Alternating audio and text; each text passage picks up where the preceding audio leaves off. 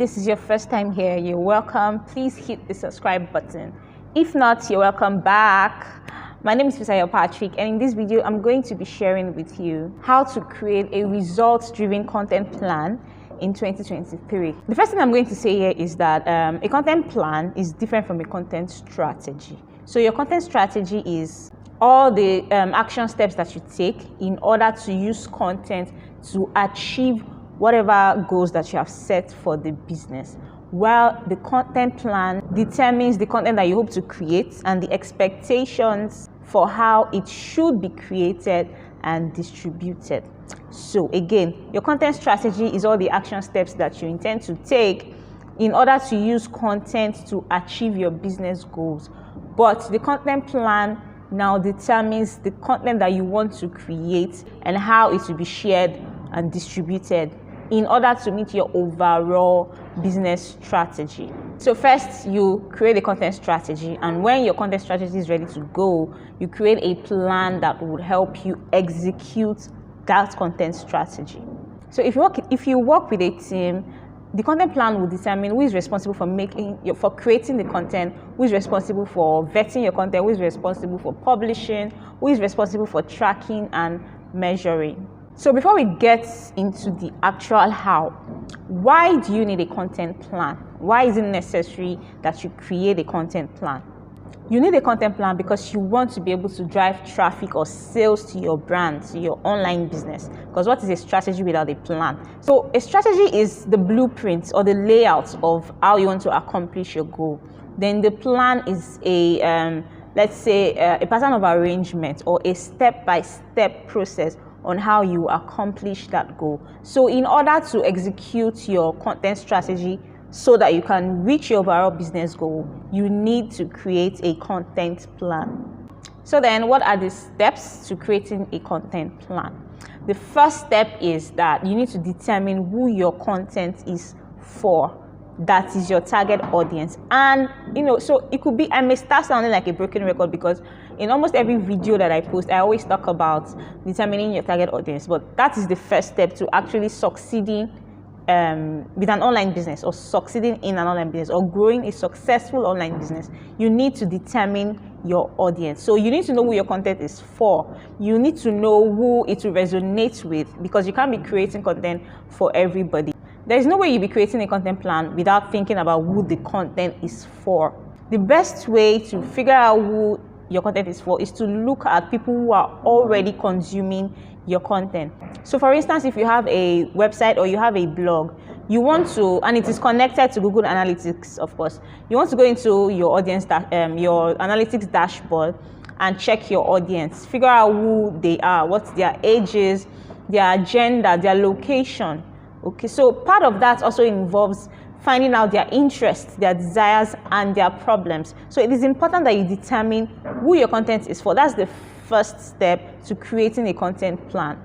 If you are creating content on social media too, you want to go into the insights of your social media platforms and figure out the people that are engaging with your content. So Instagram has that. You can go into your insights and see the age range of the people that are consuming your content, their gender, and the location that they are from. This will help you to create tailor-made content for them. Okay, it will also help you create tailor-made products, because you know them, you know who they are, you know their problems, you know what solutions they're looking for. So you can tailor your products and your services to meet their needs. So the next time you are creating content, you want to put all of that in mind. The second thing to do is to determine where your content will be published. So now that you figured out who your target audience is, you know who they are, and you now know where they most likely will go to consume content, you want to start showing up on those platforms with your content. Have it in mind that each social media channel or each online channel has different styles and different ways, different methods or best practices of creating content or of publishing content. So if you are creating an Instagram post, all you need is quality pictures and a good caption that tells a story that is engaging enough to capture the attention of your audience or the attention of your followers. If you are creating an Instagram reel, a general rule of thumb is to stick to between 10 to 20 seconds, because short reels tend to loop, and when they loop, they count as multiple views. Then the algorithm will pick up that video and push it to more viewers, because it sees that a lot of people are viewing it many times. So you want to stick to between 10 to 20 seconds for Instagram reels. If you're trying to publish a particular tweet, you need to understand that you cannot go more than 240 characters. Everybody knows that. So you want to condense your tweets to be able to fit the 240 characters and still make sense, except you're doing a thread. And a thread is also a good way to publish content or to position yourself as an authority in that space, in that field, on that platform. But if you are not doing a thread, the best thing is to figure out a way to condense your tweet into 240 characters and also ensure that it is meaningful. The best tweets that generate responses are those that are simple, relatable, trendy, and evoke emotional response. So next time when you're trying to publish a tweet, put all of this in mind. YouTube is another great platform to create content that will reach your target audience. You just have to ensure that your audience are actually going on YouTube to consume content. If not, you'll be wasting valuable time showing up there. In your YouTube videos, you want to make sure that you get to the point quickly, because one thing I've noticed is that, so we have people who go to YouTube to kick back, relax, and binge videos, but we also have people who are looking for answers to their questions, who are looking for solutions to their problems quickly, and they just want to get on YouTube, find a video that speaks to their problem, and get off YouTube. So you want to make sure that you go to the point as quickly as possible. You can ditch the long introductions and make sure that you are, like I said, solving a need in the content that you publish on YouTube. Make sure that you are using click-worthy titles, make sure that you are using great thumbnails, and make sure that your video is well optimized for search so that you can get people to watch it. If you're doing a podcast, you also want to get to the point quickly, because when we listen to podcasts, we tend to listen to podcasts while doing other things. So when you are dragging your introductions or you're dragging a particular discussion, our minds tend to stray off whatever it is we're talking about. But if you are engaging in your podcast, if your podcast is engaging, if it's very valuable, if you are speaking and you are hitting the nail on the head quickly, it becomes engaging. So that's what you want to do when creating content on any channel. You want to make sure that you're solving a need, you're solving a problem, and you are not wasting people's time. The third thing is to determine what problem your content solves. I remember back in the day where we just go online and publish pictures just for the fun of it. These days, that's not the case anymore. If your content is not solving a need, people will not even bother. So successful content does not only need to reach your audience, it must also solve their problems, which is why when you are identifying who they are, you're narrowing down who they are, you also want to figure out the problems that they need to solve instantly. So whether you're just advertising your product or your service, you need to highlight what people will benefit from it. It's not just about talking about how interesting your product is or your service is, or how many people have used your product and service. You still need to let people know what they will benefit from using whatever it is that you are selling. So when you've determined the problem that your content can solve, all you have to do is to swoop in with your content and be the best thing that has ever happened to your audience. The fourth thing is to determine what makes your business different. You need to let your USP shine through in your content plan and also in all the content that you create.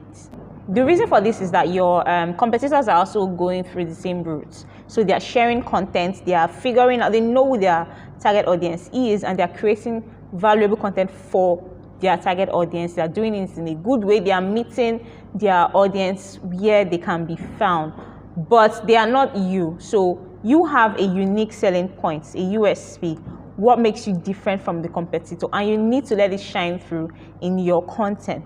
So if you do free or fast delivery, you need to let your audience know. If you have the most astounding customer service, you need to let your audience know. If you are trying to get into the market with a competitive price, you need to let people know. It needs to show in your content. It needs to be part of your content strategy, and you need to put it in your content plan. And the last but not the least is you need to determine who or how your content will be created. So for me, I do a lot of repurposing. So it starts from a single long blog post, which is a long form content. Then it becomes a script for YouTube, which is also a long form content. And from there, it becomes a carousel on Instagram, which is a short form content. Also, it becomes a reel, which also goes to TikTok, and which also goes to YouTube Shorts. So one piece of idea, or one piece of content repurposed into different channels that I have. So if that works for you, it is fine. If it doesn't, and you want to create content for every channel that you have, that may be overwhelming, but if you can figure it out, then go for it.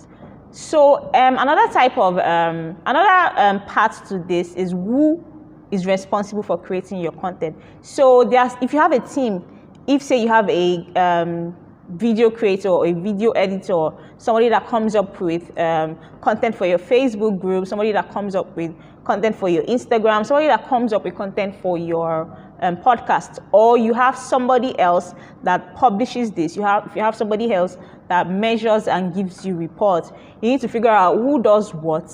You need to figure out the timeline, and you need to give everybody their tasks so that your content comes up at the time that it is supposed to come up. All right, so we've come to the end of this video, and before I go, I'm going to quickly do a recap of how to create a results-driven content plan in 2023. The first thing you want to determine is who is your content for. The second thing is where will your content be published. The third thing is what problems will your content solve. The fourth thing is what makes your business different, that is your USP. And the fifth thing is how your content will be created and who will create what. So that's the end of the video. If you love this video, please give it a thumbs up and subscribe to this channel. You can also follow me on Instagram at Fisayo Patrick 1. I will see you in the next video.